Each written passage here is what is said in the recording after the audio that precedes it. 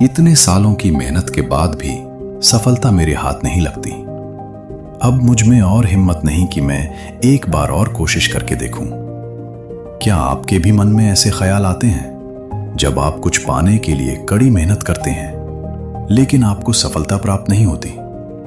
यदि आपका जवाब हाँ है तो इस कहानी को अंत तक पूरा देखना, क्योंकि ये आपके नजरिए को पूरी तरह बदल देगी। एक समय की बात है, सुबह का समय था। हल्की धूप खेतों पर बिखर रही थी। मिट्टी की खुशबू हवा में घुली हुई थी और उसी मिट्टी में अपने हाथों से भविष्य खोज रहा था मनोज। उसके हाथ मिट्टी से सने हुए थे, चेहरे पर पसीना था और आंखों में थकान थी। कुछ जिंदगियां ऐसी होती हैं जहां सपने नहीं, सिर्फ संघर्ष और जिम्मेदारियां जन्म लेती हैं। मनोज अपने घर का सबसे बड़ा बेटा था। 3 छोटे भाई बहन और माता पिता के साथ रहता था। उनका एक छोटा सा खेत था जिससे उनका पूरा घर चलता था। मनोज और उसके पिताजी मिलकर खेत में सब्जियां उगाते थे। साल के बचे हुए दिनों में उसके पिताजी मजदूरी भी कर लिया करते थे। जो भी सब्जियां उगती, मनोज उन्हें बाजार ले जाकर बेचता और उसी से घर का खर्चा चलता। घर के खर्च और तमाम बोझ के कारण मनोज अपनी प्राथमिक पढ़ाई भी पूरी नहीं कर पाया। धीरे धीरे उसने मान लिया था कि हम गरीब हैं और गरीबों की जिंदगी ऐसी ही होती है। अब वो लगभग 19 साल का हो चुका था। तभी एक दिन जब मनोज अपने खेतों में काम कर रहा था, दूर से एक सफेद गाड़ी धूल उड़ाती हुई खेतों के पास आकर रुकी। मनोज ने पहली बार अपना काम रोका और उस गाड़ी को ध्यान से देखने लगा। गाड़ी का दरवाजा खुला और उसमें से एक आदमी उतरा। साफ सुथरे कपड़े, सूट बूट, चमकते जूते और चेहरे पर एक अलग सा झलकता आत्मविश्वास। गांव के लोग उसे इज्जत से देख रहे थे, कुछ तो दूर से ही सलाम कर रहे थे। मनोज बस उसे देखता रह गया। उसके दिमाग में उस बड़े आदमी की जिंदगी के तरह तरह के चित्र बनने लगे। वो सोचने लगा, इसकी जिंदगी कैसी होगी? क्या यह दिन भर अपनी इस कार में घूमता ही रहता होगा? क्या इसे भी कभी पैसों की चिंता होती होगी? ये कैसा खाना खाता होगा? बेशक बहुत अच्छा खाना खाता होगा। शायद इसकी जिंदगी में मिट्टी नहीं, सिर्फ फैसले होते होंगे। आखिरकार मनोज खुद को रोक नहीं पाया। उसने पास खड़े एक आदमी से पूछा, ये कौन है? उस आदमी ने जवाब दिया, ये हमारे जिले के कलेक्टर साहब हैं। गांव में आए हैं खेतों तक पानी पहुंचाने की योजना देखने। ये सुनकर मनोज और भी हैरान रह गया और उसने फैसला किया कि वो उस आदमी से बात करेगा। जब वो जाने लगा तभी मनोज ने हिम्मत किया और गाड़ी की खिड़की के पास जाकर बोला, सर, क्या मैं आपसे थोड़ी देर बात कर सकता हूं? और फिर उसने एक बार में सब कुछ कह दिया। मेरा नाम मनोज है, मैं पास के खेत में सब्जियां उगाता हूं। आप क्या काम करते हैं?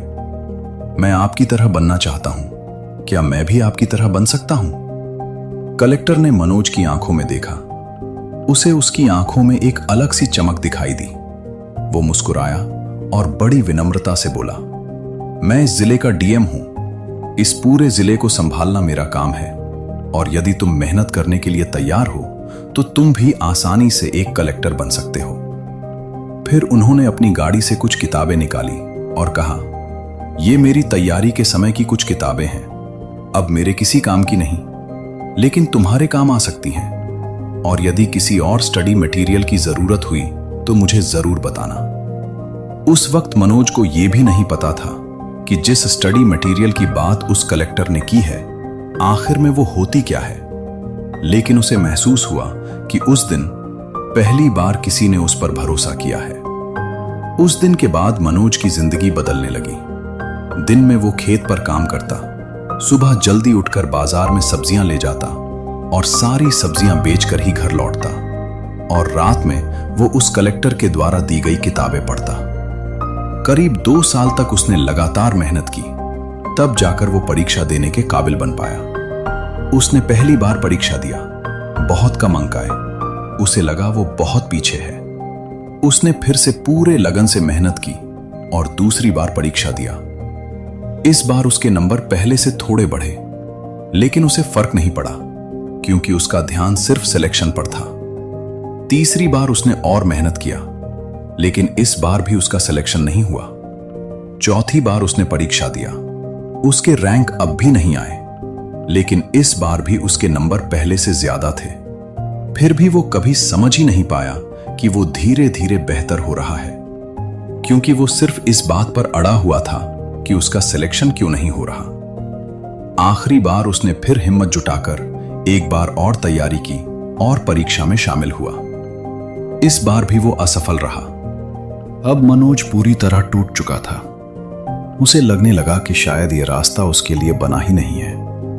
इतना मेहनत और संघर्ष के बावजूद जब उसे परिणाम स्वरूप कुछ नहीं मिला, तब उसने सब कुछ छोड़ दिया। कुछ समय बाद वही कलेक्टर फिर से गांव में आया। मनोज उसे दूर से देख रहा था, लेकिन इस बार उसके पास जाकर बात करने की हिम्मत उसमें नहीं थी। मनोज के पिताजी ये सब देख रहे थे। वे मनोज के पास आए और उसके कंधे पर हाथ रखकर बोले, मनोज, अगर तू सच में ऐसा बनना चाहता है तो एक बार और कोशिश कर। यदि भगवान ने चाहा तो इस बार तेरा सिलेक्शन जरूर होगा। ये एक पिता की दुआ है।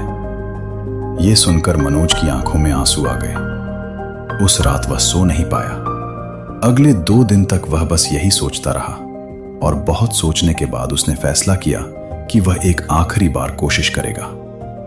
इस बार उसने सिर्फ मेहनत नहीं बल्कि समझदारी से मेहनत की। उसने अपनी गलतियों को समझा और खुद को पहले से बेहतर बनाया। फिर वो दिन आया जब परिणाम घोषित हुआ। मनोज के अंदर एक डर सा था। उसके हाथ कांप रहे थे और जैसे ही उसने लिस्ट में अपना नाम देखा, उसकी आंखें भर आईं। इस बार ये आंसू हार के नहीं बल्कि जीत के थे। सारा परिवार खुश था, रिश्तेदार और सारे गांव के लोग खुश थे।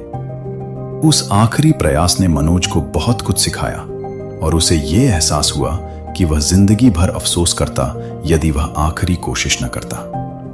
तो दोस्तों, इस कहानी से हमें बहुत कुछ सीखने को मिलता है।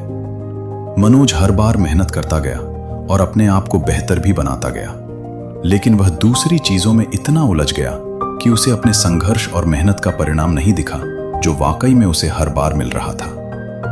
हमारी जिंदगी में भी अक्सर ऐसा होता है कि हम निरंतर बिना रुके प्रयास करते हैं और अपनी कोशिशों के साथ बेहतर होते रहते हैं, लेकिन हमें लगता है कि हम कहीं नहीं पहुंच रहे और हम उसी वक्त रुक जाते हैं, हार मान लेते हैं जब हम जीत के सबसे करीब होते हैं। इसलिए आप भी अपने जीवन में संघर्ष करना कभी मत छोड़िए। चाहे वह संघर्ष आप कोई परीक्षा में सफल होने के लिए कर रहे हो या कोई कला सीखने के लिए। तुरंत परिणाम ना मिले तब भी निरंतर कोशिश करते रहिए, क्योंकि हो सकता है आप बस एक कदम दूर हों। ऐसी ही और मोटिवेशनल कहानियों के लिए जो आप में एक नई उम्मीद जगा दे, चैनल को सब्सक्राइब करना बिल्कुल न भूलें। और हां, यदि आपको लगता है कि आपके किसी दोस्त, भाई या रिश्तेदार को इस कहानी से सीखने की बेहद जरूरत है, तो शेयर जरूर करें। आपको कहानी कैसी लगी और आगे आपको किस तरह की कहानियां चाहिए, वो आप मुझे कमेंट बॉक्स में बता सकते हैं।